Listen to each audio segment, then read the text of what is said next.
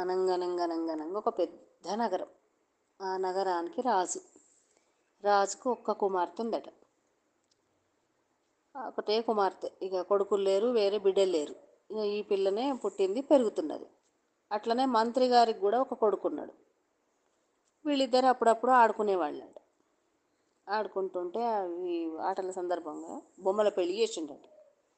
బొమ్మల పెళ్ళి చేస్తే ఆ మంత్రి కొడుకు ఏమన్నాడట రాజు బిడ్డతోటి, మనం బొమ్మల పెళ్ళి చేస్తున్నాం కదా, నేను నిన్ను పెళ్ళి చేసుకుంటా అన్నాడు.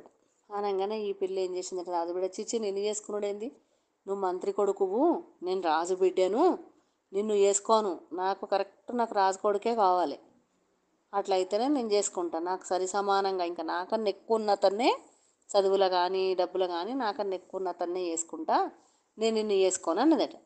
అనగానే మంత్రి కొడుకు ఏమన్నాడట, ఆహా అట్లా అంటావా, నీకు ఏమి విద్య లేని డబ్బు లేనోడే నీకు మొగడుగు వస్తాడు అన్నాడట. అంటే చూద్దాంతి అనుకున్నారు. ఇక ఈ పిల్లగాడు ఎవరి దాంట్లకు వాళ్ళు వెళ్ళిపోయారు, పెరుగుతున్నారు. ఈ మంత్రి కొడుకు మాత్రం మర్చిపోలే, ఈ రాజు బిడ్డ మర్చిపోయింది, పెరిగింది. ఒకతే బిడ్డ కాబట్టి ఆమెకు అన్నీ నేర్పించారు. ఎందుకంటే తర్వాత రాజు కొడుకులు లేరు కాబట్టి ఈమెనే అన్నీ నిర్వహించాలి కదా అని చెప్పేసి ఆమెకు అన్నీ నేర్పించింది. ఆమె మంచిగా అన్నీ నేర్చుకున్నది, ఇవన్నీ మర్చిపోయింది, మంచిగా పెరిగిపోయింది. పిల్లగాడు కూడా పెరిగింది. ఈమెకు సంబంధం చూడాలి. రాజు ఏం చేసిండంటే మంత్రికి చెప్పిండట, మంత్రి గారు ఇట్లా కూతురు పెరిగింది కదా, ఆమెకు మంచి సంబంధం తీసుకురండి అని. సరే రాజా, మంత్రి మంచోడే, సరే అన్నాడట. వాళ్ళ కొడుకు ఎందుకో మాటల సందర్భంగా వాళ్ళ కొడుకుతో అన్నాడట. అనగానే కొడుకు, సరే నాన్న, ఆ బాధ్యత నాకు అప్పచెప్పు, ఆ పిల్లకి నేను మంచి సంబంధం తీసుకొని వస్తా, ఆ పిల్లకన్నా ఎక్కువ చదువుకున్నాడు, ఎక్కువ అందగాడు, ఎక్కువ డబ్బున్నవాడిని తీసుకొస్తా, ఏ రాజు కొడుకునో పట్టుకొని వద్దాము అని చెప్పిండట. చెప్పంగానే నమ్మకంతో ఆ మంత్రి సరే అన్నాడు. సరే అన్నాడు. ఆయనకి మంత్రి కొడుకు తిరుగుతున్నాడు, ఓ ఇద్దరిని వేసుకొని తిరుగుతున్నాడు. చదువు లేని డబ్బు లేని ఆయనను తీసుకురావాలి అనుకొని పోతుండడు. మస్తు ఊర్లు తిరిగినాక తిరిగి కొంత దూరం పోయిన తర్వాత ఒక గొర్రెలు కాస్తున్నాడు. గొర్రెలు కాస్తుంటే ఒక పిల్లగాడు కింద ఉన్నాడట. ఒక పిల్లగాడు చెట్టు పైన కూర్చొని కొమ్మ నరుకుతుండట. ఏది, మేకలకు గొర్రెలకు ఆకులు కావాలి కదా, నరుకుతుంది. తన కూర్చున్న కొమ్మనే నరుకుతుండట. అది టుపుక్కుమని కూలంగానే ఆకులన్నీ ఆ మేకలకు వేస్తుండట. మళ్ళీ ఇంకో కొమ్మ మీద కూర్చొని మళ్ళీ నరుకుతుండట. అంతేగాని అయ్యో పడ్డా కదా, మనం ఇట్లా చెయ్యొద్దు అన్న ఆలోచన ఆయనకు లేదు. ఈ వీడికి మంత్రి కొడుకు నచ్చింది, ఇట్లాంటి వాడినే రానికి రాజు బిడ్డకు చెయ్యాలి, నన్ను వద్దన్నది కాబట్టి అనుకున్నాడు. అనుకొని ఆయనతో ఆ పిల్లగాడిని దిగుమని మంచిగా నెత్తికోటి పాగా చుట్టి ఒక పట్టు పంచె కట్టుకోమని, ఆయన దగ్గర గొర్రెలు కాస్టోళ్ళ దగ్గర ఏముంటుంది, గొంగడి ఉంటుంది, ఆ గొంగడిని చుట్టి గ్రంథంలాగా తయారు చేసి దానికి ఒక పట్టు వస్త్రం కట్టి ఆయనకు సంకల పెట్టి తీసుకొచ్చి రాజు దగ్గర నిలబెట్టిండాడు. నువ్వు ఏమీ మాట్లాడకు, రాజు ఏం అడిగినా కూడా తలకాయ ఊపు అంతే అని చెప్పిండాడు. సరే అని చెప్పేసి ఆయనతో రాజు ఏది అడిగినా కూడా ఆయన తలకాయ ఊపుతున్నాడు. మహావిద్యావంతులు ఇట్లనే ఉంటారు. అది కానీ రాజు అనుకున్నాడు, మంత్రి అనుకున్నాడు, అందరూ అనుకున్నారు. ఆయనకి పిల్లకి ఇచ్చిండ్రు, పెళ్లి చేసేసారు. పెళ్లి చేసిండ్రు. 2 రోజులు గడిచిపోయింది, రాత్రి అయింది. ఆ అబ్బాయి ఎడలు ఉన్నాడు, ఈమెను పంపించారు పాల గిలాస్ ఇచ్చి. పోయిండ్రు. లోపలికి పోయినాక ఆయనతో పాలు మీరు కొంచెం దాగి నాకు ఇవ్వండి అనక ముందే ఆయన మొత్తం పాలు గుట్ట తాగేసిండడు. ఆయనకి ఏం తెలియదు.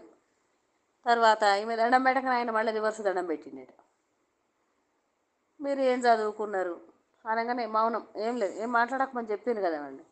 అయ్యో ఏం మాట్లాడరేంది, ఏదన్నా మాట్లాడాలి కదా అంటే, నాకు నిద్ర వస్తుంది అన్నాడు. అనగానే పండుకున్నాడు.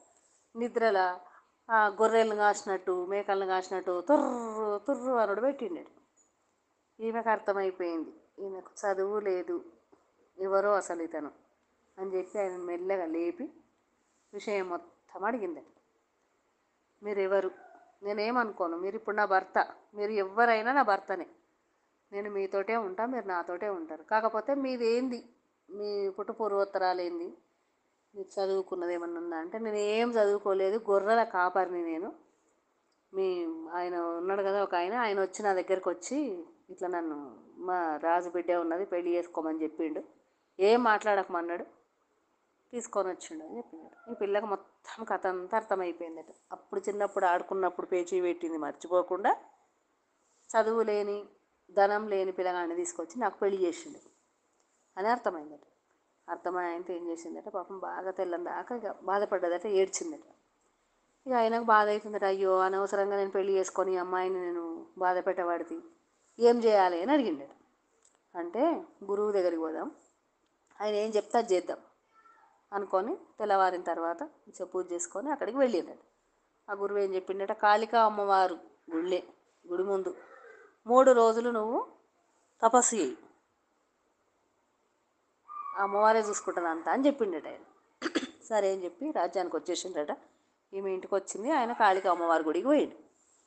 పోయి ఇక కూర్చున్నాడు అక్కడ, దీక్షతోటి కూర్చున్నాడు. ఎందుకంటే ఆయనకు ఒకటే ఉంది, భార్య బాధపడుతుంది, ఆమెను బాధ పెట్టొద్దు అనే విషయమే ఆయన గుర్తుంది. పోయిండు, మంచి అమ్మవారికి ఎదురుగా కూర్చున్నాడు. అమ్మవారు నామం తపస్సులాగా చేసుకుంటూ కూర్చున్నాడు. 1వ రోజు గడిచిపోయింది.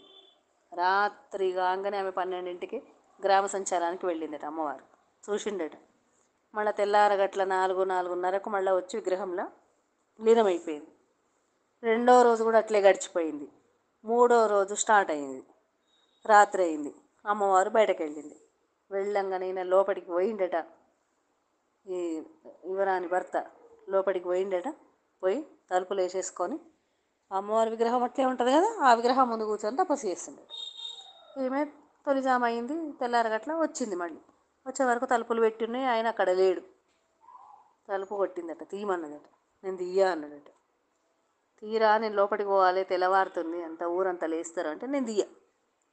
మరి ఇట్లా నన్ను తీసుకొచ్చిండ్రు, నన్ను యువరానికి నన్ను భర్తం చేసిండ్రు, నేను ఎట్లా ఉండాలి, నాకు ఏది విద్య లేదు, నాకు ధనం లేదు, నేను ఆమెతో ఎట్లుండాలి, ఆమె చాలా బాధపడుతుంది, నేనేం చేయాలంటే, మరి ఇప్పుడు నేను ఏం చేయాలంటే నాకు విద్య కావాలంటాడు.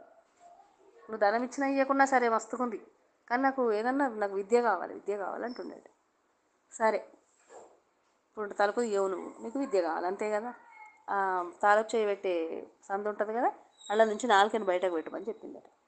బయట పెట్టిండట. బయట పెట్టంగా ఆమె దగ్గర త్రిశూలం ఉంటుంది కదా, ఆ త్రిశూలం కాళికా అమ్మవారు కదా, ఆమె త్రిశూలంతో నాలుక మీద బీజాక్షరాలు రాసిందట. అవి రాసిన క్షణమే ఆయన మొత్తం మర్చిపోయి శ్యామలా దండకం చదువుడు మొదలుపెట్టేసిండట. అమ్మవారిని స్తోత్రాలతోటి ముంచెత్తుతున్నాడు. ఇక వెంటనే తలుపులు తెరుచుకున్నాయి. అమ్మవారు ఆయనకు కనిపించింది, పోయింది, విగ్రహంలో లీనమైపోయింది.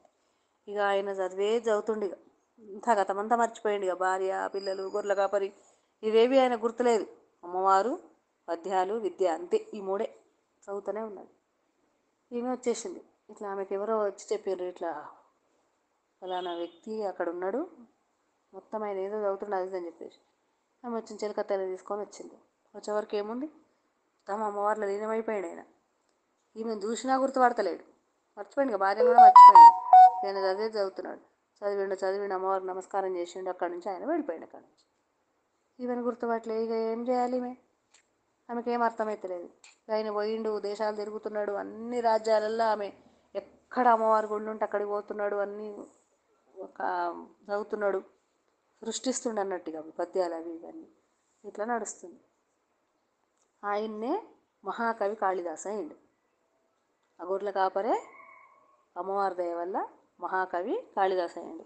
కొంతకాలానికి ఫలానా దగ్గర ఉన్నాడని తెలిస్తే ఈ రాజే ఈ బిడ్డను తీసుకొని పోయి మళ్ళీ ఆయనకు అన్నీ మర్చిపోయినాయని చెప్పి, అప్పుడు అమ్మవారు కూడా అరే నీ భార్య రా ఇది, అంతకుముందు ఇట్లుండే నువ్వు అది అని ఆమె చెప్పిన తర్వాత అప్పుడు భార్య దగ్గరికి వచ్చి భార్య, భర్త, రాజ్యము అన్నీ చూసుకుంటూ హాయిగా ఉన్నారు.